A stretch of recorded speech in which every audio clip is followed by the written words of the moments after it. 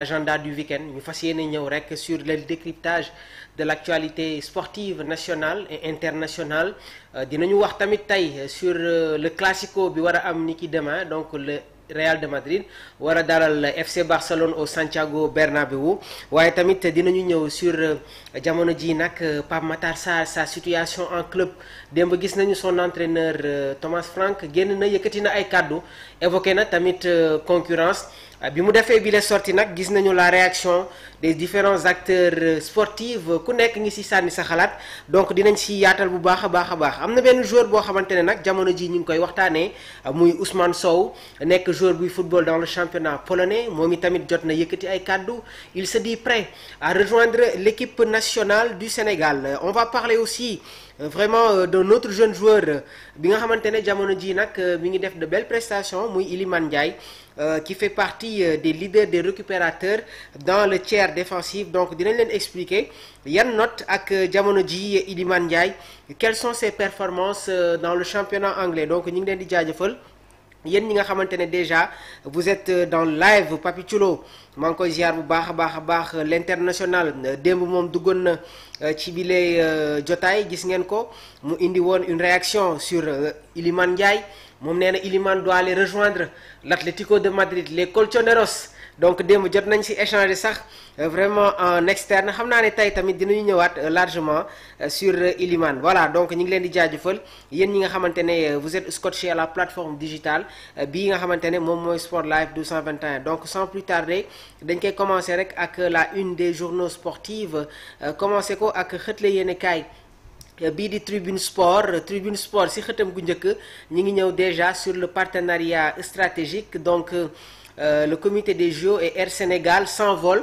pour Dakar 2026. Habib Beye face à la pression mais confiant pour la suite. Éliminatoire CAN féminine, le Sénégal accroché par la Côte d'Ivoire. Donc comme ni ma leen ko waxee le comité d'organisation des Jeux olympiques de la jeunesse et Air Sénégal jot nañu conclure benn partenariat stratégique seen collaboration nag dafay viser à préparer et accompagner l'organisation des Jeux olympiques de la jeunesse Dakar 2026, un événement majeur attendu à Dakar. Donc gis ngeen cette photo day illustrer la cérémonie officielle avec la présence des responsables des deux entités, échange de documents, banderole de Dakar 2026 et Air Sénégal bien visible soulignant l'engagement institutionnel. Xam naa ne concernant les Jeux olympiques dinañu jël vraiment la réaction des internautes. Papi am na loo xamante ne war nañ ko échanger ñu ngi ciy liggéey moom je pense que tey jii am na ay aperçu une expérience sur les organisations donc des événements sportifs donc concernant les JO dinañu am la possibilité di jël ces réactions fréquemment ci Sport Live 221. Habib Beye sous pression mais confiant. Donc ñuy évoquer la situation de Habib Beye technicien sénégalais confronté à la pression dans son poste mais qui garde confiance pour la suite de son aventure malgré les critiques yi nga xamante ne ñi ngi koy orienté à son égard.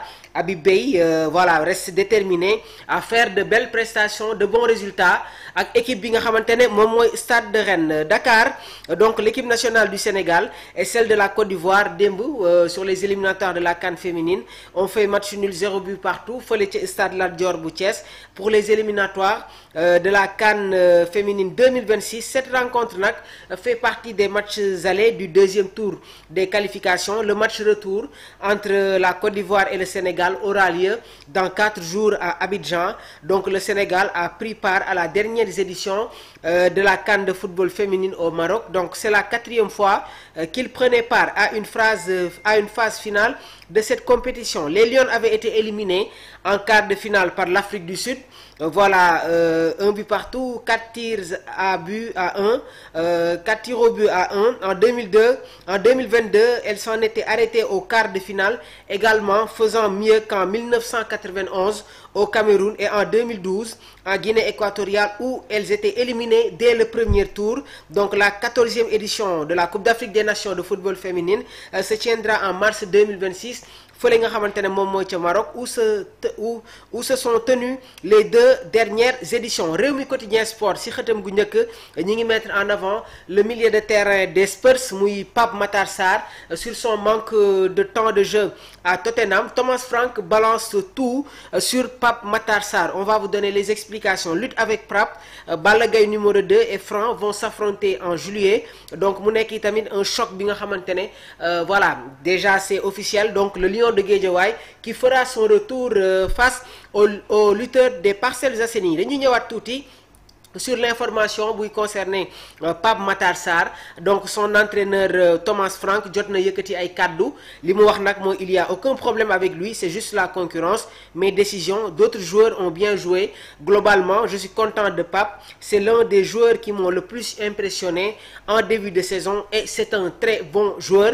Donc kaddu yi nga xamante ne moom la Thomas Frank yëkkati qui justifie le manque de temps de jeu de Pape Matar Sarr. Man je ne suis pas d'accord sur cette justification. Je pense que Pape Matar fait partie des joueurs yi nga xamante ne la saison dernière voilà, il faisait partie des meilleurs joueurs de Tottenham. Début de saison bi il était titulaire. Tottenham proposait vraiment de très belles choses. Qu'est-ce qui s'est passé entre-temps? Lan moo tax Pape Matar Sarr tey jii n'est plus titulaire avec cette équipe de Tottenham, bien vrai qu'il y a la concurrence avec les présences de Rodrigo Bentancur ki nga xamante ne moom mooy Paligna en provenance du Bayern de Munich, ñoom Lucas Bergwijn, ñoom Xavi Simons, il y a la blessure de James Maddison. Mais des fois je comprends pas lan moo tax Thomas Frank di jël Lucas Bergwijn di ko football loo comme numéro 10 et Pape Matar Sarr a beaucoup plus les prérogatives pour jouer comme électron libre. Mais on est dans le football, il faut respecter les choix de l'entraîneur. Nee na il y a la concurrence. Maintenant Pape Matar Sarr doit être dans la continuité, regagner sa confiance et être encore une fois présent dans le dispositif des Spurs. Record si xëtam gu njëkk mi ngi xëyee sur la 10e journée de la Liga. El Clasico, le Real veut creuser l'écart face au FC Barcelone. Ce sera demain.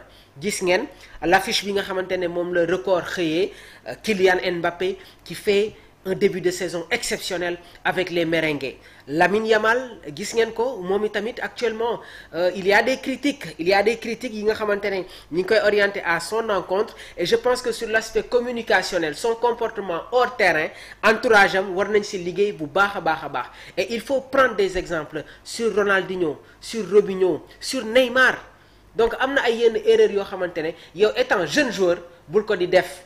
Et critiques yi nga xamante ne déjà ñi ngi koy orienté ci kawam baaxul ci moom parce qu'il est encore très jeune. Je pense qu'il doit beaucoup plus se concentrer sur l'aspect sportif et encore une fois montrer tout son talent comme ni mu ko defoon la saison dernière. Ismaïla Sarr défie les Gunners d'Arsenal en Premier League. Donc Crystal Palace day dem fekki équipe bi di Arsenal. Donc mu nekk tamit match boo xamante ne on va surveiller l'attitude de Ismaïla Sarr, nekk attaquant de l'équipe nationale du Sénégal. Lii moo nekk ni ki tey la une des journaux sportifs. Donc indil nañ leen ci li nga xamante ne nag moom mooy un décryptage. À présent dañuy jàll sur le Clasico, donc saison 2024-2025. Déjà dañ leen di jox match yi nga xamante ne daaw le Real de Madrid joué woon na ko ak équipe bi nga xamante ne moom mooy le FC Barcelone. Le 3 août l'année dernière, le FC Barcelone en Soccer Champions Tour moo gagné woon le Real de Madrid sur le score de 2-1. Bi ñu ñëwee le 26 octobre en Liga, le FC Barcelone dem fekki Real de Madrid au Santiago Bernabéu, gagné ko sur le score de 4-0. Supercoupe d'Espagne le 12 janvier, le FC Barcelone qui s'impose face au merengue encore sur le score de 5-2. Coupe du Roi le 26 avril, le FC Barcelone qui domine le Real de Madrid sur le score de 3-2. Et le 11 mai en Liga, une autre victoire des Catalans face au merengue sur le score de 4-3. Donc l'année dernière, le Real de Madrid gagné wuñu benn rencontre face au FC Barcelone. Donc en 5 rencontres, FC Barcelone moom moo gagné match yëpp. Léegi nag demain am na match bu am solo boo xamante ne je pense que le Real de Madrid peut faire quelque chose. Demain ils peuvent faire quelque chose. Demain ils peuvent créer un exploit face à cette équipe du FC Barcelone. Donc il y a un match boo xamante ne tamit on va revenir un peu ci historique bi. C'était le 20 novembre 2004. Le 20 novembre 2004, 12e journée de la Liga, le FC Barcelone doon dalal le Real de Madrid au Camp Nou. match boobu noonu Barcelone moo gagné woon le Real de Madrid sur le score de 3-0. Dans l'effectif catalan, on avait Victor Valdés, Rafael Marquez, Carles Puyol, Belletti, Giovanni Van Bronckhorst, Oleguer, Deco, Ronaldinho, Xavi, Larsson ak Samuel Eto'o. Li moo nekkoon la composition de Franck Rijkaard. C'était le 20 novembre 2004 mu nekkoon ni tamit 12e journée de la Liga. Côté merengue, on avait Iker Casillas, Walter Samuel, donc Michel Salgado, Pavón, Roberto Carlos, Guti, Zinedine Zidane, David Beckham, Luis Figo, Raúl ak ki nga xamante ne moom mooy Ronaldo. Donc mu nekkoon ni tamit match boo xamante ne les Catalans ñoom ñoo ko gagné woon sur le score de 3-0. Si bi les rencontres, Ronaldinho, Samuel Eto'o, ils avaient été buteurs. Donc moo lay wan ne que tout le temps c'était un duel boo xamante ne gars yi dañ koy yàkkamti muy le grand classico entre les deux équipes yi nga